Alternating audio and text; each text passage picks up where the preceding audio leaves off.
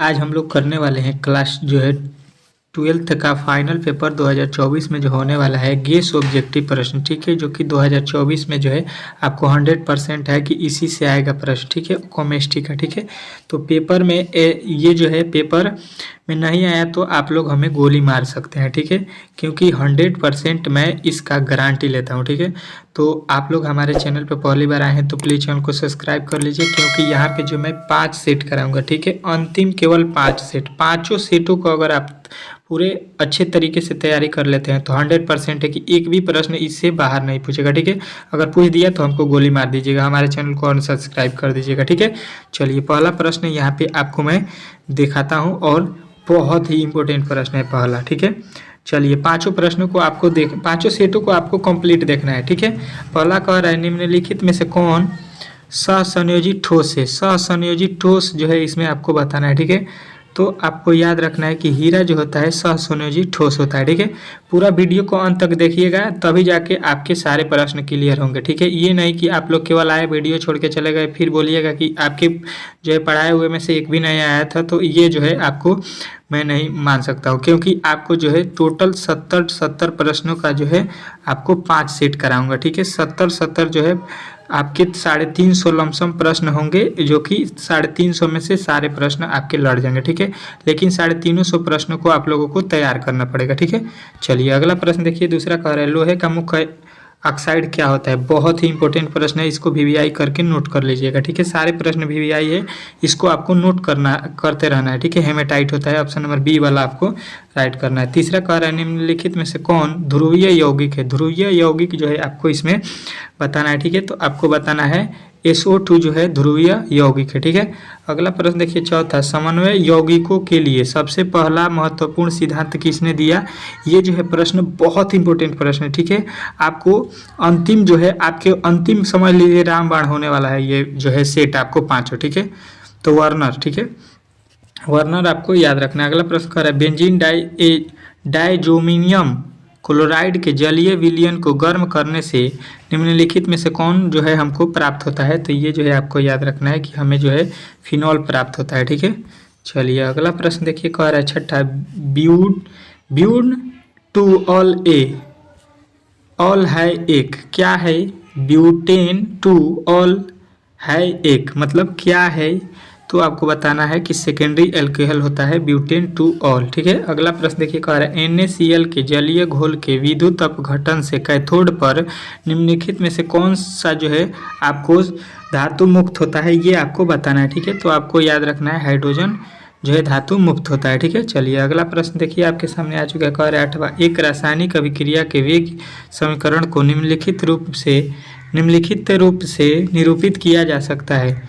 तो आपको जो है यहाँ पे दिया गया है, यहाँ पे ये जो है आपको दिया गया है, इसके जो है किसके जो है अनुसार निरूपित किया जा सकता है ये पूछा जा रहा है। ठीक है, तो आपको याद रखना है कि ये आपका 9 गुना हो जाता है। ठीक है, चलिए अगला प्रश्न देखिए आपके सामने यहाँ पे आ चुका है। कह रहा है 9वां प्रश्न, निम्नलिखित में से कौन कैनिजारो अभिक्रिया जो है देता है। कैनिजारो अभिक्रिया इसमें से कौन देता है ये आपसे पूछा गया है, तो आपको याद रखना है HCHO देता है। ठीक है, चलिए अगला प्रश्न देखिए कह रहा है 10वां, यहाँ पे जो है CH3 CH3 NH3 का IUPAC नेम जो है आपको बताना है। ठीक है, आपके बार IUPAC नेम पूछा जाता है आपके जो है पेपर में। ठीक है, तो IUPAC नेम को आपको अच्छे तरीके से याद रखना है। ठीक है, प्रोपेनॉल टू एमीन होगा इसका नाम। ठीक है, अगला प्रश्न देखिए कह रहा है निम्नलिखित में से कौन कार्बोहाइड्रेट प्रकृति में प्रचुर मात्रा में पाया जाता है। ठीक है, प्रकृति में प्रचुर मात्रा में पाया जाने वाला जो है आपको बताना है, तो आप लोग बोलिएगा सेलुलोज होता है। ठीक है, चलिए अगला प्रश्न देखिए कह रहा है 12, निम्नलिखित में से कौन प्रतिऑक्सीकारक है। प्रतिऑक्सीकारक जो है इसमें आपको बताना है। ठीक है, तो आपको जो है इनमें सभी जो है प्रतिऑक्सीकारक हैं। ठीक है, ये तीनों ऑप्शन जो है आपके प्रतिऑक्सीकारक दिए गए हैं। अगला प्रश्न कह रहा है निम्नलिखित में से कौन में अक्रिस्टलीय ठोस है। इसमें जो है आपको बताना है कौन अक्रिस्टलीय ठोस दिया गया है। ठीक है, तो आपको याद रखना है प्लास्टिक जो होता है अक्रिस्टलीय ठोस होता है। ठीक है, अगला प्रश्न देखिए कह रहा है पिंड केंद्रित घनाकार इकाई सेल में परमाणुओं की संख्या कितनी होती है। तो ये जो है आपको याद रखना है कि परमाणुओं की संख्या इसमें जो होती है 4 होती है। ठीक है, ऑप्शन नंबर बी जो है आपको याद रखना है। घनाकार क्रिस्टल में ब्रोवेस जालकों की संख्या कितनी होती है? तो ये जो है आपको याद रखना है कि जालकों की संख्या इसमें जो है आपके 14 होते हैं। ठीक है, सारे प्रश्न इंपॉर्टेंट है, पूरा वीडियो को अंत तक देखना है। ठीक है, तभी जाके सारे प्रश्न क्लियर होंगे। ठीक है, एक भी वीडियो प्रश्न को स्किप नहीं करना है। निम्नलिखित में से कौन दोष के कारण क्रिस्टल के घनत्व में कमी आती है? तो ये जो है आपको याद रखना है कि ये आपके जो है सटकी दोष के कारण। ठीक है, चलिए अगला प्रश्न देखिए, कह रहा है मूलरता को व्यक्त किया जाता है। मूलरता को किस प्रकार व्यक्त किया जाता है? तो आपको याद रखना है कि मोल प्रति लीटर में व्यक्त किया जाता है। ठीक है, अगला प्रश्न देखिए, कह रहा है 18, यदि विलायक के 100 ग्राम में ग्लूकोज का 18 ग्राम उपस्थित है तो घोल को कहा जा सकता है। तो उस घोल को हम लोग क्या बोलेंगे? तो आपको याद रखना है 0.1 मोलल बोलेंगे। ठीक है, चलिए अगला प्रश्न देखिए, कह रहा है किसी तनु घोल का अणुसंख्य गुणधर्म निर्भर करता है। तो किस पर निर्भर करता है? तो आपको बताना है कि वो जो है आपका विलय के कणों की संख्या पर निर्भर करता है। ठीक है, चलिए अगला प्रश्न देखिए, कह रहा है किसी विलयन के प्रासरण दाब को किस संबंध से व्यक्त किया जाता है? तो ये जो है आपको याद रखना है कि ये आपका π/c बराबर RT से व्यक्त किया जाता है। ठीक है, अगला प्रश्न देखिए, कह रहा है विद्युत धारा की वह मात्रा जो CuSO4 के घोल से एक घोल कॉपर को मुक्त करती है उसको हम लोग क्या बोलते हैं?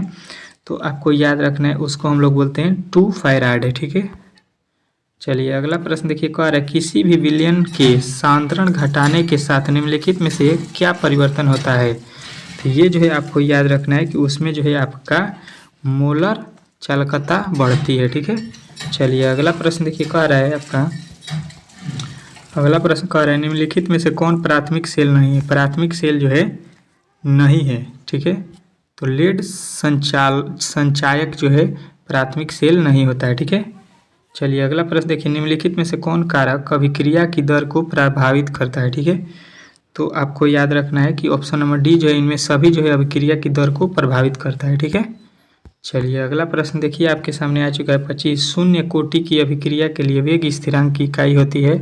तो ये जो है आपको याद रखना है कि ये आपका mole litre inverse second inverse होता है। ठीक है, चलिए अगला प्रश्न देखिए, कह रहा है भौतिक अधिशोषण के लिए अधिशोषण की ऊष्मा होती है।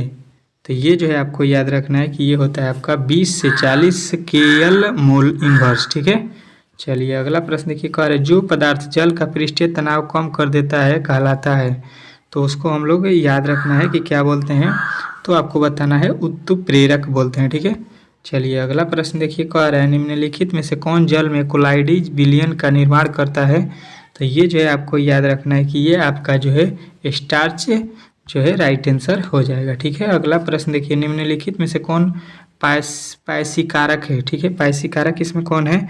तो ये जो है आपको बताना है कि साबुन जो है पायसीकारक होता है। ठीक है, चलिए अगला प्रश्न देखिए, कैलामाइन निम्नलिखित में से किस धातु का अयस्क है? कैलामाइन जो है किसका अयस्क होता है? तो बहुत इंपॉर्टेंट प्रश्न है, आपको याद रखना है जिंक का। ठीक है, अगला प्रश्न देखिए, कह रहे हैं मांड क्रम के द्वारा निम्नलिखित में से किस धातु का शुद्धिकरण किया जाता है?